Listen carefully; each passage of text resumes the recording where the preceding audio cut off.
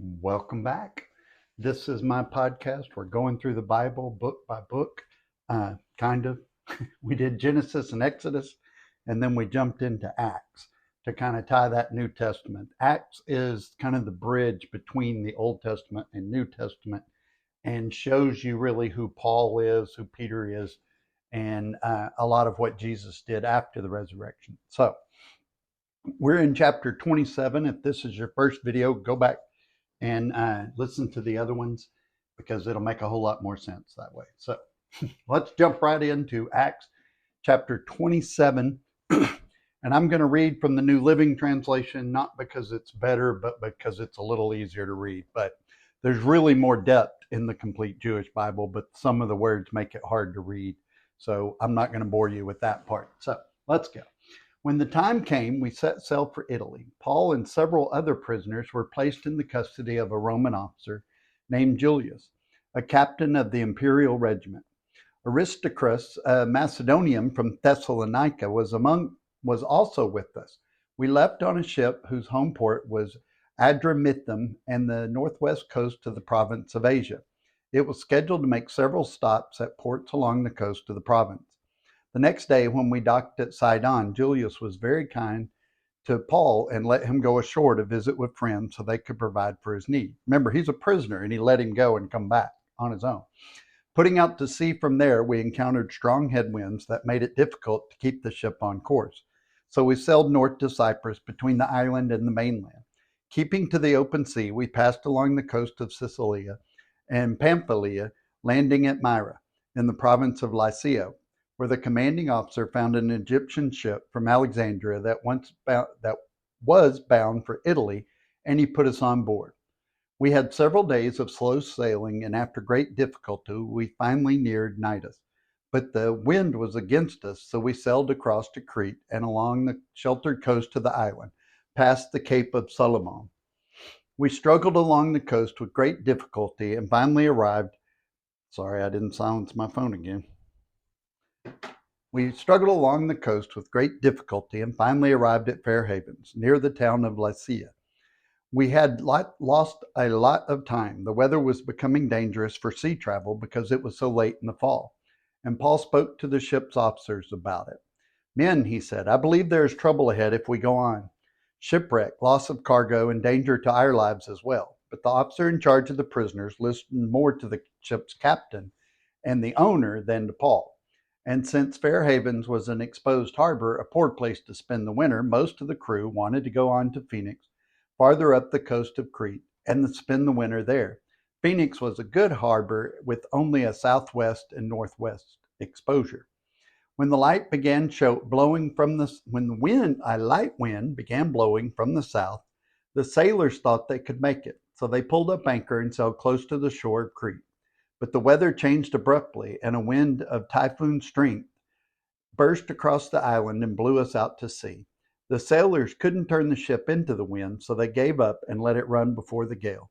We sailed along the sheltered side of a small island named Cauda, where with great difficulty we hoisted aboard the lifeboat being towed behind us, when the sailors bound ropes around the hull of the ship to strengthen it.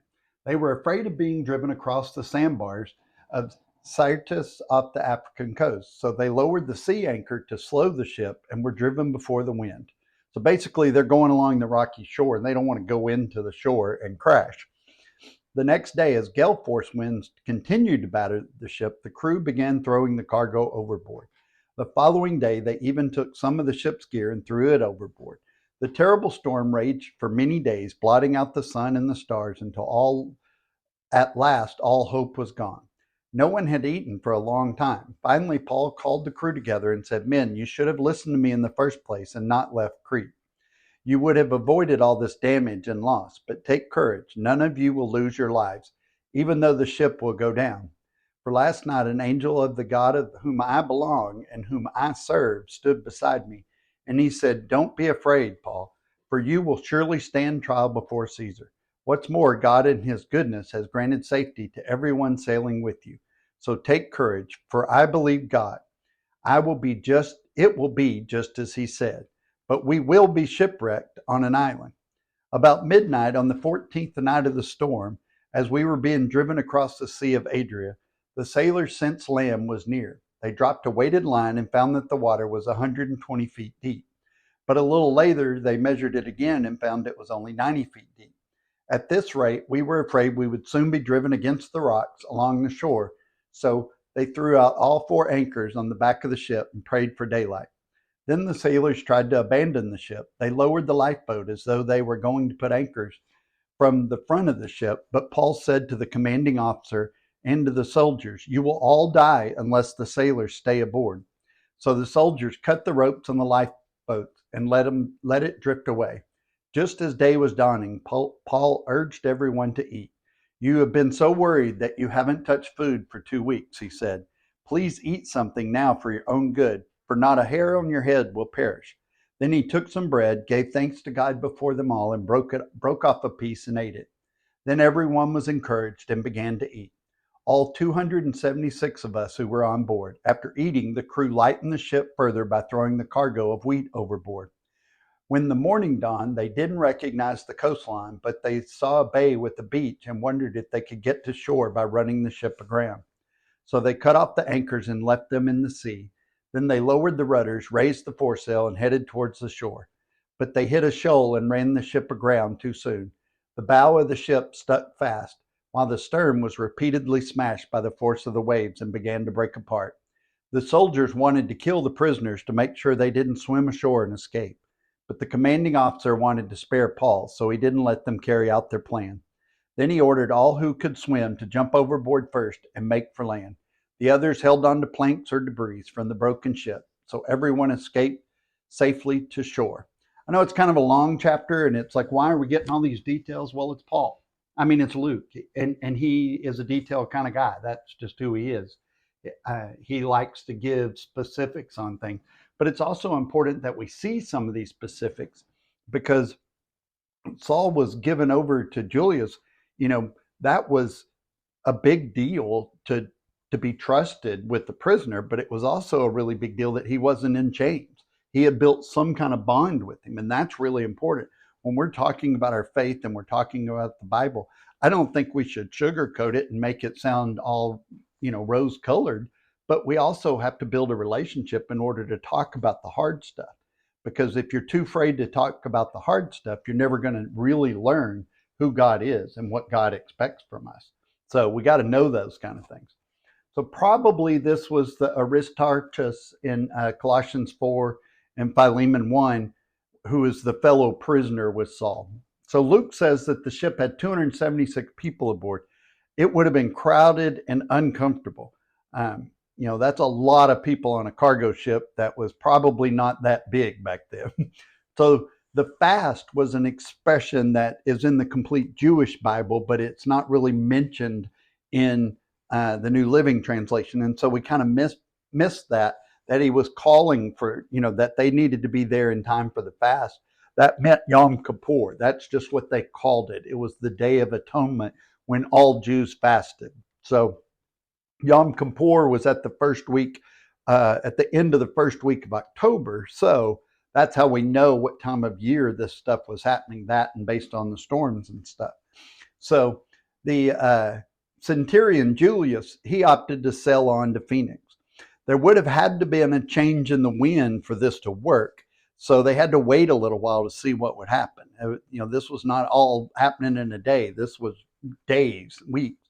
So the grain below, also, the reason they threw that out is because once it gets wet, it expands, and it was busting the ship apart. It was pushing against the ship. And, 2 weeks of the ship just rolling, would have been murder for their appetites, their mental health too. But the more this kind of moved, the more it expanded and almost broke the ship apart. So Saul told everyone that they were suffering from a lack of food.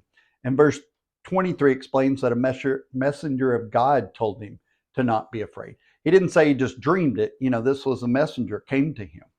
And Saul uses language that Gentiles relate to. He can't be too Jewish, or he's not going to be understood by these common people, especially, the prisoners are mostly Gentiles, so they wouldn't have understood some of the things he was saying.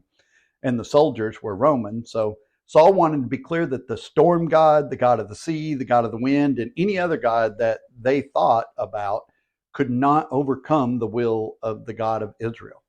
And so what that tells us is that they were probably praying out to their various gods. And what he was trying to say is all these gods that y'all have made up will not be able to stop the will of God. And he was showing them in real time with an actual demonstration the God of the universe is the only true God. But God says, just trust me.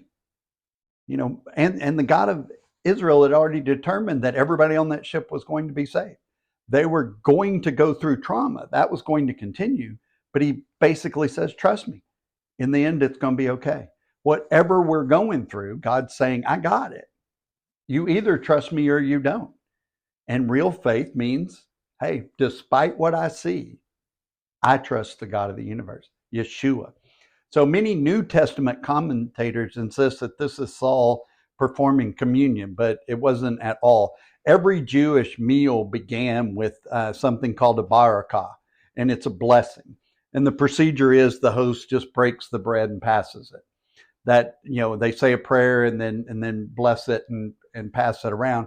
And it was just normal for Jews to do.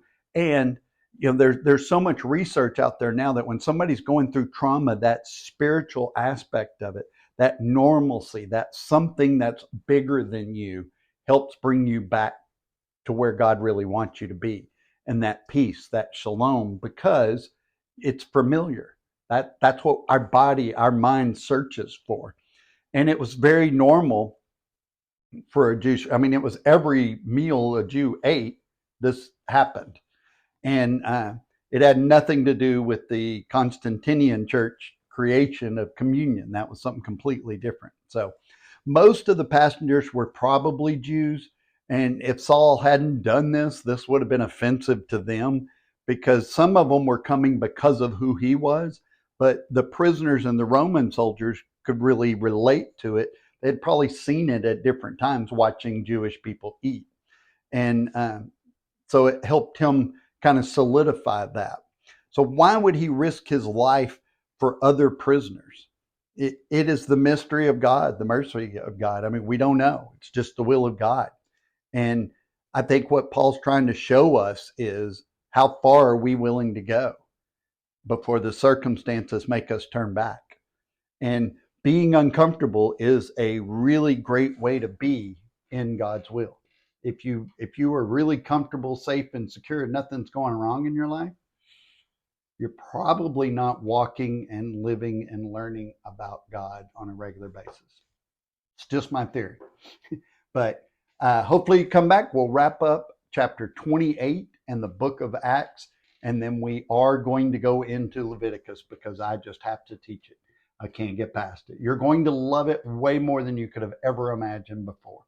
God bless. Love God, love people, and change the world.